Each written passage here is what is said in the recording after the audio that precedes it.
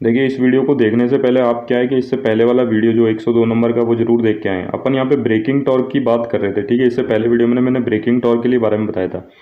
लेकिन होता क्या है, ये जो ब्रेकिंग ब्रेकिंग मैग्नेट होती है, ये क्या होती है, मूवेबल होती है। इसको अपन ऐसे मूव करते हैं डिस्क के अंदर की तरफ, ठीक है। तो इसका डिस्टेंस अपन काउंट करते हैं स्पेंडल से, ठीक है, ये डी डिस्टेंस। तो जैसे जैसे ये डी डिस्टेंस वेरी करता है ना, वैसे वैसे ये स्पीड ऑफ डिस्क भी क्या होती है, वेरी करती है। और इसी पे एसएससी जेईई में क्वेश्चन आया हुआ है, ये बहुत कम जगह बता रखा है। मतलब मुझे तो कहीं नहीं मिला, कहीं बताया हो तो मैंने को खूब ढूंढने की कोशिश की, ठीक है। तो मैंने इस पे एक अलग से वीडियो बनाया, ठीक है। तो आप ये देखो कि मैं ये बोल रहा हूँ कि जैसे जैसे ये डिस्टेंस वेरी करेंगे, वैसे वैसे इसकी जो डिस्क की रोटेशन है वो भी क्या होती है, वेरी करती है। अब वो वेरी कैसे करती है, देखो मैं सबसे पहले बता दूं, ये जो ब्रेक मैग्नेट है और ये दूसरी जो इलेक्ट्रोमैग्नेट है, ये हमेशा इस डिस्क के डायमेट्रिकली ऑपोजिट पॉइंट पे रहती है। मतलब ये डिस्क है, अगर मैं इसको ये वाला ही सेंटर मारूं जहाँ पे स्पेंडल कनेक्ट होती है, तो ये तो एक डायमीटर ये हो गया। तो एक तो ये डायमीटर वाली पोजीशन पे ये ब्रेक मैग्नेट हो जाएगी, और दूसरी डायमेट्रिकल पोजीशन जो जिसके जस्ट ऑपोजिट है, वहाँ पे क्या होती है, ये इलेक्ट्रोमैग्नेट लगी होती है। इन इलेक्ट्रोमैग्नेट की वजह से ये डिस्क रोटेट करती है, और इस ब्रेक मैग्नेट का काम होता है इस डिस्क की स्पीड को रोकना। अब अपन एक रिलेशन निकालेंगे इस डिस्क की स्पीड में और इस ब्रेक मैग्नेट का डिस्टेंस में जो स्पाइंडल्स है। देखो होता क्या है, होता उल्टा है ना। आप इसको समझने की कोशिश करना। जैसे जैसे मैं ये इस डिस्टेंस को कम करूंगा ना, या मैं बोलूँ इस ब्रेक मैग्नेट को मैं स्पाइंडल के पास लेके जाऊंगा या सेंटर ऑफ डिस्क के पास लेके जाऊंगा, ठीक है, वैसे वैसे स्पीड क्या होगी, इंक्रीज होगी, ठीक है। और जैसे जैसे मैं इस डिस्टेंस को बढ़ाऊंगा ना, तो वैसे वैसे क्या होगी, स्पीड डिक्रीज होगी। मतलब speed is inversely proportional to distance हो गई from the spindle of brake magnet, ठीक है। अब देखो ये होता कैसा है वो अपन देखना चाहेंगे। अगर मान लो इस वाली पोजीशन में अपन ये कह सकते हैं कि जब ये बिल्कुल जो डिस्क है वो बिल्कुल कॉर्नर पे पड़ी है यहाँ पे, ठीक है ना, तो तब क्या होगी, स्पीड होगी वो बिल्कुल कम हो जाएगी, ठीक है। क्योंकि मैंने बोला ना, जैसे जैसे ये डिस्टेंस बढ़ेगा उसके इन्वर्सली प्रोपोर्शनल स्पीड बढ़ेगी, ठीक है। अब की बार डिस्टेंस क्या था, बहुत ज़्यादा कर दिया अपन ने, यहाँ पे बिल्कुल कॉर्नर पे लिया, ये वाला डिस्टेंस बढ़ा के बिल्कुल कॉर्नर पे लिया, तो ये डिस्टेंस ज़्यादा हो गया, तो स्पीड क्या होगी, बिल्कुल कम हो जाएगी, ठीक है। तो ये देखो होता क्या है। अब देखो जब अपन ये ब्रेक मैग्नेट के लिए देखते हैं तो अपन को इस मैग्नेट को ही देखना पड़ेगा। देखो यहाँ पे आपने देखा होगा नॉर्थ पोल होता है और यहाँ पे होता है साउथ पोल। अब आप ये सोचोगे यहाँ पे नॉर्थ पोल और यहाँ पे साउथ पोल आया कैसे। तो देखो होता ऐसा है कि ये इसमें अल्टरनेट पोल बने हुए होते हैं, north pole south pole, north pole south pole, ऐसे करके जो लास्ट एंड होता है वो होता है साउथ पोल पे, ठीक है। तो देखो हमें पता है मैग्नेटिक फील्ड लाइन कहाँ से निकलती है, नॉर्थ से और साउथ में। अब मान लो ये बिल्कुल कॉर्नर पे पड़ा है, तो ये जो डिस्क है ना, ये सिर्फ इस नॉर्थ पोल और इस साउथ पोल के इन्फ्लुएंस में घूम रही है, ठीक है ना। तो मैग्नेटिक फील्ड क्या है, मैग्नेटिक फ्लक्स है, ठीक है। अब ये डिस्क इसको इसको काटेगी तो ईएमएफ इंड्यूस होगी, ईएमएफ इंड्यूस होगी तो क्या होगी, ईएमएफ इंड्यूस होगी तो करंट इंड्यूस होगा, और करंट ओपोज करेगा इसके मोशन को, ठीक है। अब मान लो अपन इसको अंदर लेके आए, मतलब इस डिस्टेंस को अपन कम करते रहे, ठीक है, डिस्टेंस कम कर रहे हैं, तो इसका मतलब अपन को पता है इन्वर्सली प्रोपोर्शनल है, तो स्पीड क्या होगी, ज़्यादा होगी, ठीक है। अब स्पीड ज़्यादा क्यों यहाँ पे, ये भी देखने वाली बात है। देखो अब क्या हुआ, ये तीनों नॉर्थ पोल साउथ पोल और ये यहाँ तक मान लो इसके अंदर आ गए, है ना, ये डिस्क इन इन तक अंदर आ गई।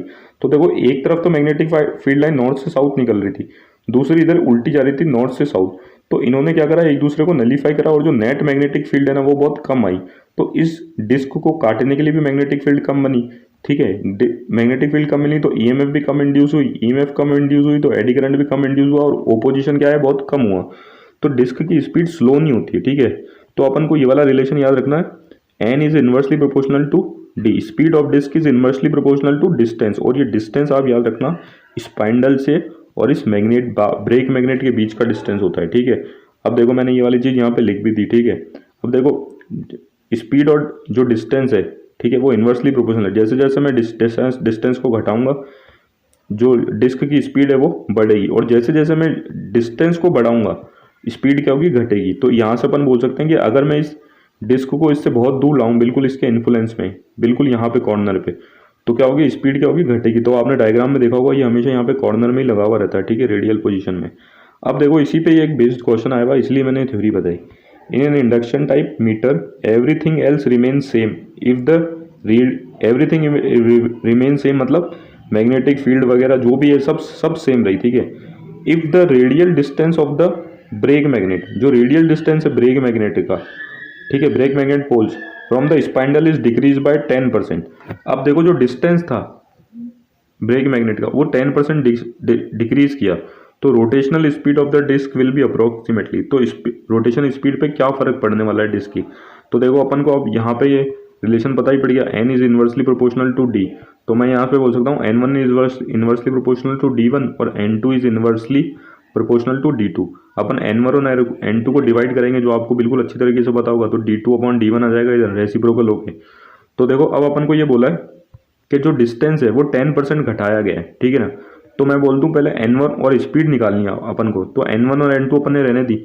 अब देखो पहले जो d1 था, ऊपर वाले d1 लिख रखा है, तो मान लो पहले d1 कितना था, 100d था। अब ये बोल रहा है 10% घटाया है, तो कितना रह गया होगा, 90d, ठीक है। 10%, 100 का 10% घटता है तो 90d रह जाता है। तो जब इसको अपन सॉल्व करेंगे तो आ गया अपने पास n1 n2 इक्वल्स टू 0.9, ठीक है ना। या फिर मैं इसको क्रॉस मल्टीप्लाई वगैरह करके कह सकता हूँ n2 equals to n1 upon 0.9। 0.9 का पॉइंट हटा तो 10/9, तो मैं यहाँ पे सॉल्व करके कह सकता हूँ n2 इक्वल्स टू 1.11 n1। तो देख लो यहाँ पे आपको यहाँ पे क्लियरली पता पड़ गया कि जैसे ही अपन ने डिस्टेंस घटाया है ना, ठीक है ना, स्पीड जो है वो पहले से बढ़ गई, और कितने फैक्टर से बढ़ी, 1.11। तो अपन से परसेंटेज इंक्रीज पूछा था, तो अपन ने बोला n2 बढ़ी n2 minus n1 upon n1, ठीक है, इंटू 100 परसेंटेज पूछा ना, तो 1.11 n1, ठीक है, n2 की वैल्यू रख दी minus n1 upon n1 into 100, ठीक है। तो ये n1 से n1 कटा तो 0.11, ठीक है।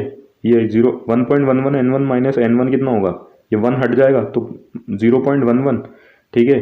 तो 0.11 इंटू 100 तो 11% इंक्रीज हुई, ठीक है। तो ये देख लो यहाँ पे आंसर में दे भी रखा है इंक्रीज बाय 11%। तो आप देख लो ये कंसेप्ट आपको कहीं मिलेगा नहीं, ठीक है, और मिल भी जाएगा तो ये समझाया हुआ नहीं मिलेगा कि ये थ्योरी ऐसे काम करती है, ठीक है। Thank you. और आप इससे पहले वाला वीडियो भी जरूर देख ले, तो ये आपको ज़्यादा समझ में आएगा।